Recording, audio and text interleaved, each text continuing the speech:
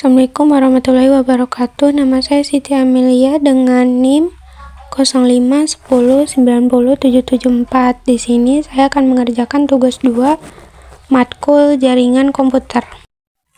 Berikut penjelasan pengertian dari masing-masing perintah yang ditanyakan. Di sini saya sudah membuka CMD Windows untuk mengelola dan mendiagnosa jaringan serta sistem file. Pertama kita mulai dari CD, dimana ini singkatan dari change directory. Perintah digunakan untuk berpindah atau mengubah directory kerja. Dan yang kedua adalah CLS, dimana singkatan dari clean screen untuk membersihkan tampilan. Yang ketiga adalah CLS garing tanda tanya untuk menampilkan informasi bantuan, dan yang keempat adalah dir garing tanda tanya untuk menampilkan informasi bantuan tentang perintah dir yang digunakan untuk menampilkan daftar file. Yang keempat adalah if config, singkatan dari Internet Protocol Configuration. Perintah ini menampilkan konfigurasi jaringan. Dan yang ke-6 inconfig garing all. Sudah penuh, sebentar saya ketik CLS dulu untuk membersihkan.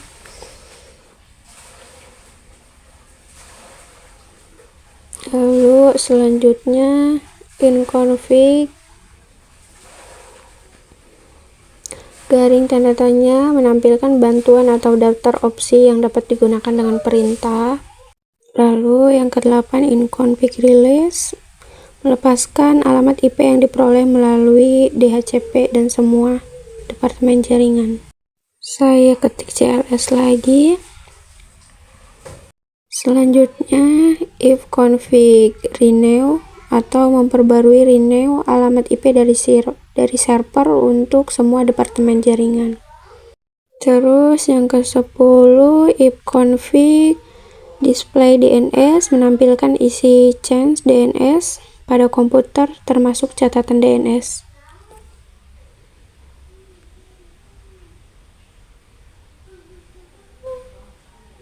Untuk yang ke-11 if config plus DNS, yaitu membersihkan plus change DNS, menghapus semua catatan DNS yang tersimpan sementara untuk menghindari masalah resolusi nama domain.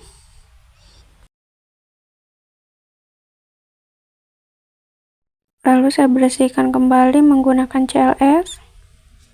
Yang ke-12 yaitu if config register DNS. Register DNS memperbarui pendaftaran DNS komputer di server DNS.